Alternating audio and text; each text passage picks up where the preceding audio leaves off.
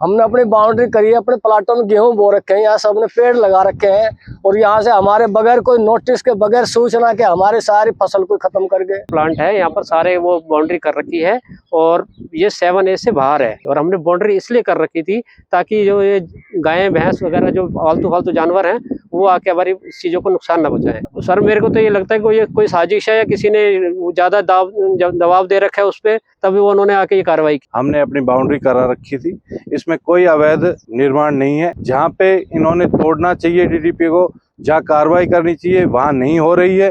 किसानों को, गरीब लाचार आदमियों को परेशान किया जा रहा है, कई लाखों का नुकसान करके गए। कागज तो पूरे इनके पास डॉक्यूमेंट्स है, रजिस्ट्री वगैरह करवा रखी है और 7A से बाहर है सारी। रोड पे अवैध निर्माण काफी हो रहे हैं, उन पे कार्रवाई नहीं हो रही। यहाँ गरीब किसान मजदूर लोगों का शोषण किया जा रहा है। सीएम साहब से भी मिलने की कोशिश करेंगे आगे की जो इन पे कार्रवाई है गरीब किसानों पे, मजदूरों पे, इनको जो मुआवजा मिलना चाहिए उनकी अपील करेंगे।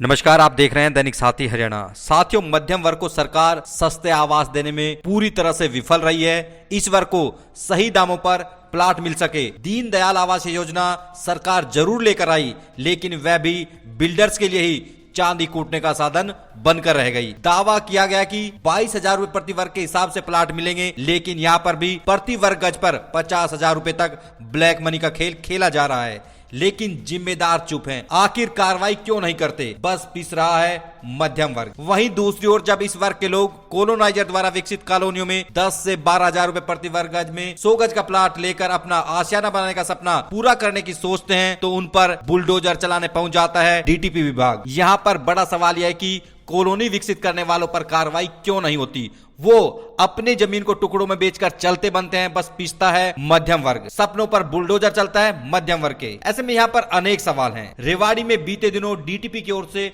हो रही कार्रवाइयों में भी कुछ ऐसा ही देखने को मिल रहा है। यह हम नहीं, अनेक लोग इस तरह के आरोप लगा रहे हैं। कोसली में भी लोगों की ओर से इस तरह के आरोप लगाए गए। वहीं बीते दिन गांव मसानी के पास हुई डीटीपी की कार्रवाई पर भी किसानों ने सवाल खड़े कर दिए हैं। उनका कहना है कि पशुओं से फसलों व सब्जियों को बचाने के लिए रेडीमेड टाइल लगाकर बचाव किया जा रहा था, लेकिन उनको तोड़ दिया गया। वहीं डीटीपी की कार्रवाई पर भेदभाव के आरोप भी लग रहे हैं। वहीं रेवाड़ी डीटीपी राजेंद्र शर्मा से जब इस संबंध में पूछा गया तो उन्होंने बताया कि कार्रवाई पूरी तरह से कानून के दायरे में की जा रही है और यहां तक कहा कि यदि गलत है, लोगों के पास कोर्ट में जाने का विकल्प है। कार्रवाई सही है या गलत कोर्ट तय करेगा, या फिर सरकारी सिस्टम।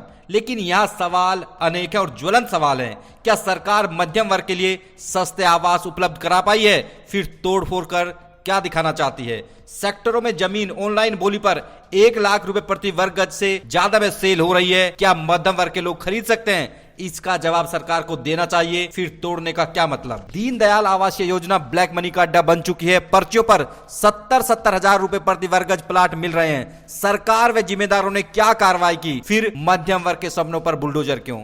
रेवाड़ी शहर के गढ़ी बोली road, Delhi road, Jhajjar road पर पावर हाउस से लेकर गोकुलगढ़ तक बहुमंजिला इमारतें बन गई। क्या कार्रवाई हुई और किसके संरक्षण में इन बिल्डिंग्स को बनने दिया गया? अब जब बनकर तैयार हो गई हैं तो तोड़ने का क्या मतलब? आखिर बनने के बाद ही इन भवनों को क्यों तोड़ा जाता है? पहले कार्रवाई क्यों नहीं होती और किसके संरक्षण में पूरा खेल खेला जाता है? इसका जवाब भी मिलना बेहद जरूरी है। ऐसे में तमाम सवाल है जिनका जवाब मिलना चाहिए।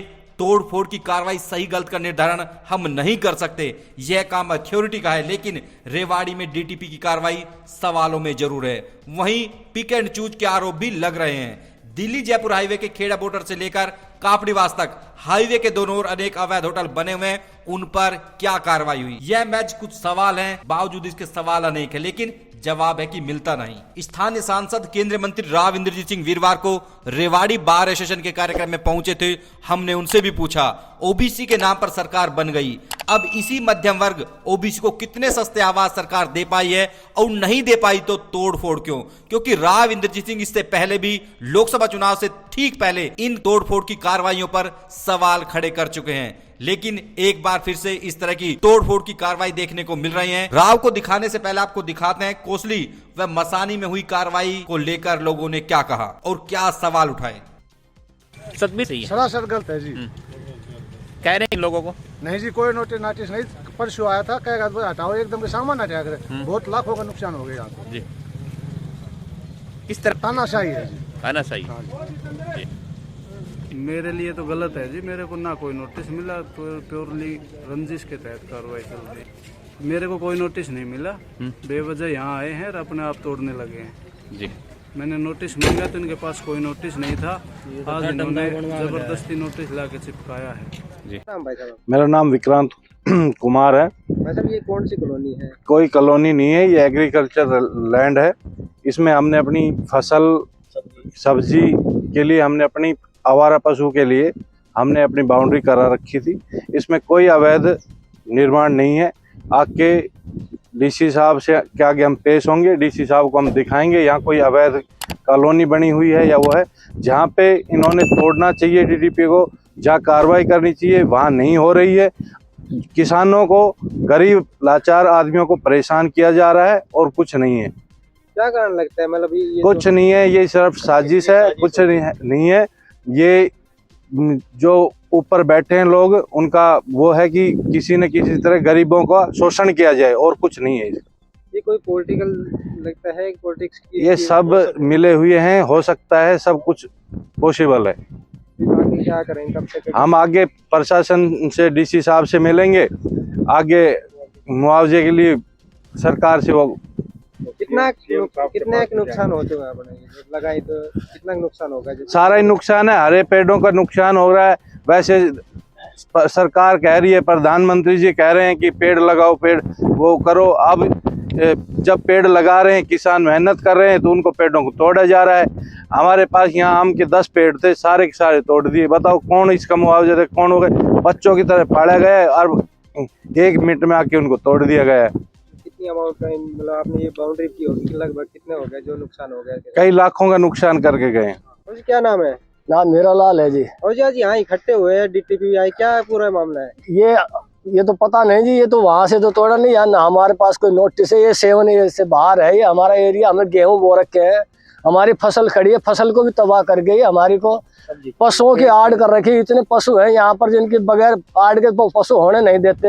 हमने अपनी बाउंड्री करी है, अपने प्लाटों में गेहूं बो रखे हैं, यहाँ सबने पेड़ लगा रखे हैं और यहाँ से हमारे बगैर कोई नोटिस के, बगैर सूचना के हमारी सारी फसल को खत्म कर गए।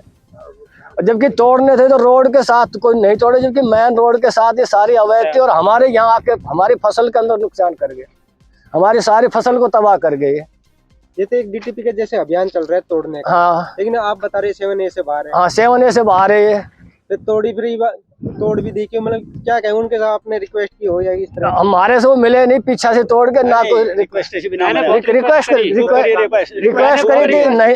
करी, मान्य नहीं। और हमारी फसल भी तबाह कर दी सारी। जो हमें गेहूं बो रखे, सारे गेहूं भी तोड़ दिए हमारे। मकान वगैरह भी यहाँ पर? मकान हमारे कोई मकान नहीं है यहाँ पर। हमने अपने आड़ कर रखी अपनी फसल की अपने फसल की आड़ कर रखी। ये बाजार वगैरह बहुत ज्यादा है, उनसे हमने अपने आड़ कर रखी है। जबकि बगैर बताए हमें ये तोड़ गए खाम खा।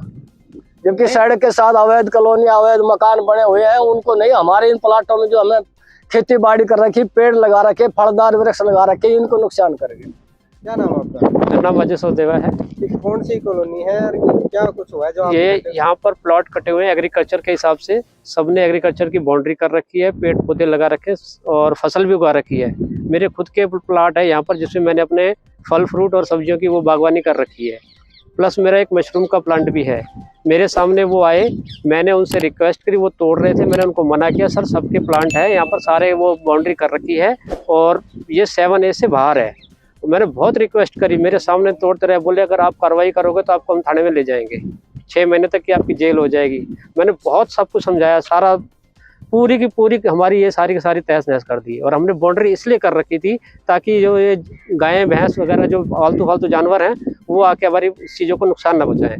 मैंने अपने बाग में ही कम से कम 50,000 के पौधे लगा रखे हैं। अब बताओ उनकी सेफ्टी कैसे होएगी, कैसे हम करेंगे? वो सारा का सारा हमारा उजाड़ के चलेगा। तोड़ने से पहले कुछ रीजन बताया होगा क्यों तोड़ी जा रही है? बोले कि आपने ये कैसे परमिशन ली हुई है, ये कैसे? मैंने कहा सर हमने रजिस्ट्री करवा रखी है, हमारी प्रॉपर रजिस्ट्री है, हमारे अपने नाम से है।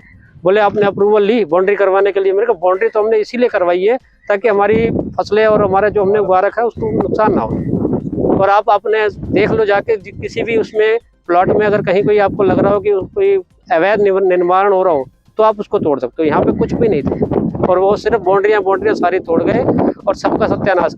मेरे कई पौधों का नुकसान हो गया जो बड़े महंगे थे। क्या कारण लगता है, मतलब 7A के अंदर उनका एरिया भी नहीं है, कंट्रोल एरिया से बाहर है, फिर भी तोड़ रहे हैं, क्या लगता है आपको? सर मेरे को तो ये लगता है कि ये कोई साजिश है या किसी ने ज़्यादा दबाव दे रखा है उस पर, तभी वो उन्होंने आके ये कार्रवाई की है। मैंने तो कई सारे बंदों से रिक्वेस्ट की थी कि आप मान जाओ, मत तोड़ो, नुकसान हो जाएगा। नहीं माने वो, और थोड़ी देर बाद जैसे ही वो गए उसके बाद देखो यहाँ पर गाय वगैरह भी आ गई, कई पौधे वगैरह खा भी गई, कई फसलों का नुकसान भी कर गए। अब बताओ यहाँ पर हम कहाँ तक बैठे रहेंगे। क्या नाम है? राम कुमार। और जी कौन सा गाँव है कि इस पर जो कार्रवाई, किसने कार्रवाई की और आप इकट्ठे क्यों हुए?